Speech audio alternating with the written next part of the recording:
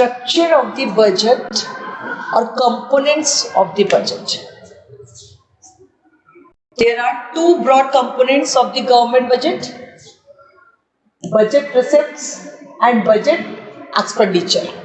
ठीक है, budget receipts and budget expenditure. इसी के अंदर क्या हो जाएगा? रेवेन्यू रिसिप्ट हो जाएगा और कैपिटल रिसिप्ट हो जाएगा. ठीक है, रेवेन्यू एक्सपेंडिचर हो जाएगा और क्या? कैपिटल एक्सपेंडिचर हो जाएगा. ठीक है, सो फर्स्ट बजट रिसिप्ट्स. क्या होता है बजट रिसिप्ट? बजट रिसिप्ट्स में हम लोग क्या देखते हैं कि जो हम लोगों ने क्या करा कि कितना हमारे पास आया और कितना हमारे पास जो है वो गया. सिंपल सी बात है, आया और गया, जैसे अकाउंट्स में आपका हिसाब होता है. ठीक है, तो हम यहाँ पे देख रहे हैं एस्टिमेटेड मनी. बजट हमें क्या बताता है? Refers to estimated money receipt of the government from all sources. ठीक है, जो भी सोर्स है, जितने भी उसके सोर्सेस हैं, वहां से जितना भी पैसा जो है वो रिसीव हो गया. ठीक है, ड्यूरिंग द फिस्कल ईयर, जो भी आपका फिस्कल ईयर चल रहा है, ठीक है, उसमें तो वो हो जाएंगी आपकी सारी क्या? Budget receipts. ठीक है, अभी बजट रिसिप्ट्स बताया कि बजट रिसिप्ट्स क्या होती है? टू टाइप्स की होती है. एक होती है आपकी रेवेन्यू रिसिप्ट और एक होती है आपका कैपिटल रिसिप्ट. ठीक है, बात करते हैं रेवेन्यू रिसिप्ट. ठीक है, बहुत इंपॉर्टेंट है ये जो है इस फॉर्म में नहीं, यहाँ पे क्वेश्चन जो है वो इस पूछा था कि ये बताइए कि रेवेन्यू है, रिसिप्ट है कि कैपिटल रिसिप्ट है, एक्सपेंडिचर है. तो इस तरह से आपको concept should be clear, means concept should be clear. ठीक है, क्वेश्चन तो कुछ भी है, अगर आपके पास कॉन्सेप्ट आपका क्लियर है तो आप इजीली बहुत आंसर कर देंगे. ठीक है, रेवेन्यू रिसिप्ट क्या है? Revenue receipt are receipts that neither create any liability nor reduce any asset. ठीक है, ध्यान में रखेंगे कि क्या कहा, क्या है revenue receipts? neither create any liability means कोई भी जो liability है, ठीक है, liability कोई भी यहाँ पर क्रिएट नहीं करता है और ना ही यहाँ पर क्या करता है, ना ही यहाँ पर कोई एसेट को आपकी रिड्यूस करता है. ठीक है, for the government tax revenue और non tax revenue as a neither create any liability nor reduce any assets.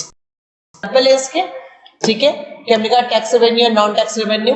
ठीक है, तो इस तरह की जो रिसिप्ट्स है वो तो क्या कर रही है, ना तो क्या कर रही है, ना तो कोई लायबिलिटी यहाँ पे क्रिएट कर रही है, ना कोई यहाँ पे एसेट जो है उसको फॉर्म कर रही है. ठीक है, देख सकते हैं यहाँ पर these receipts do not cause any reduction. मतलब कहने का मतलब क्या है कि they do not cause any reduction in assets. मतलब आपकी जो assets हैं उसमें कोई भी रिडक्शन नहीं हो रहा है. ठीक है, उनमें कुछ भी रिडक्शन नहीं हो रहा है. ठीक है, जैसे हमने कहा टैक्स रिसिप्ट्स की बात करें, जैसे income tax, corporation tax, gift tax, excise duty, custom duty, ठीक है, GST. these are the example of tax receipts. और यहीं पे नॉन टैक्स बात करते हैं तो फीस है, फाइन्स हैं, ग्रांट्स हैं. ठीक है, इनकम फ्रॉम पब्लिक एंटरप्राइज. ठीक है, ये सारी आपकी क्या है? नॉन टैक्स रिसिप्ट्स है. ठीक है, अब ये टैक्स रिसिप्ट्स क्या है? एक कंपल्सरी पेमेंट होता है. ठीक है, to the government, the household firms और अदर इंस्टीट्यूशन यूनिट. ठीक है, कि आपने क्या करना है? पेड करना ही करना है. कंपल्सरी पेमेंट है, यू हैव टू पे टू द गवर्नमेंट. ठीक है, टाइप्स ऑफ टैक्सेस की अगर हम बात करें तो there are three kinds: progressive and regressive. ठीक है, value added tax and specific tax and direct tax and indirect tax. ठीक है, यहां बात करते हैं progressive and regressive tax. Progressive means जैसे जैसे हमारी क्या हो रही है? इनकम इंक्रीज हो रही है. इनकम इंक्रीज हो रही है तो क्या हो रहा है? हमको टैक्स भी हमारा इंक्रीज हो गया. तो वो क्या है? Progressive tax. Then regressive tax. A tax is said to be regressive when it causes a greater burden on the poor than the rich. ठीक है, मीन्स यहाँ पे क्या है कि जिस तरह से पुअर जो रिच पीपल जो है उसको टैक्स पेड कर रहा है, वैसे ही उसको भी जो है पुअर को भी यहाँ पर जो है वो पेड करना पड़ रहा है. ठीक है, तो उसको हम कहेंगे कि greater real burden poor than the rich. ठीक है, value added tax and specific tax. Value added tax means which is important value added at the various stage of production. It is difference between value of output and intermediate consumption. ठीक है, अब तो आपको one as a whole हो गया. Specific tax, ठीक है, जो क्या है आपका commodity on the basis of units, size और वेट के अकॉर्डिंग आप लोग स्पेसिफिक टैक्स यहाँ पर दे रहे हैं. ठीक है। अब मैंने आपका यहाँ पे direct tax and indirect tax, direct tax really paid by the person on home is legally imposed, जिस पर लगाया गया है वही उसको पेड करेगा, ठीक है। मतलब जैसे इनकम टैक्स। इनडायरेक्ट टैक्स जिसको हमने जीएसटी कहा, लगाया जिस पर था लेकिन कोई थर्ड पर्सन उसको पेड कर रहा है, ठीक। अब बात करते हैं कैपिटल शिफ्ट्स। कैपिटल शिफ्ट्स क्या होती है?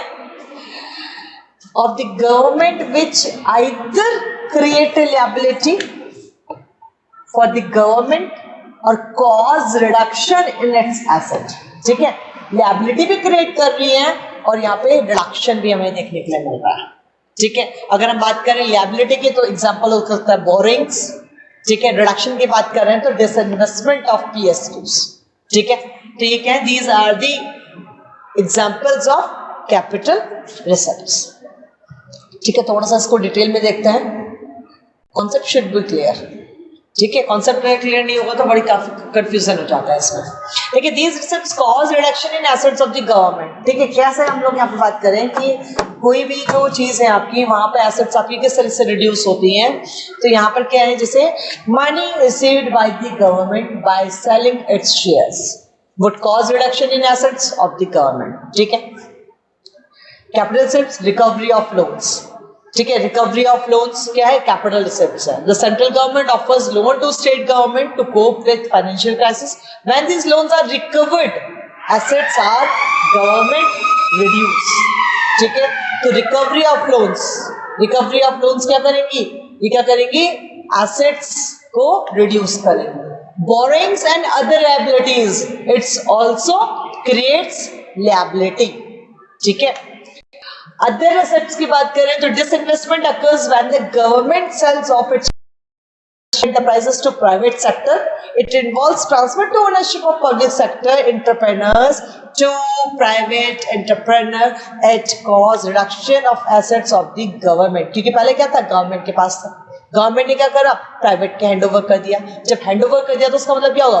कहा तो हमने डिसइन्वेस्टमेंट है, लेकिन अब क्या है, जो उनका एक बहुत बड़ा लार्ज शेयर था उन्होंने क्या करा? वो किसी को हैंडओवर कर दिया। तो इससे क्या हो गया? आपका जो एसेट्स है वो क्या हो गई? आपकी वो रिड्यूस हो गई है, ठीक है। Then budget expenditure.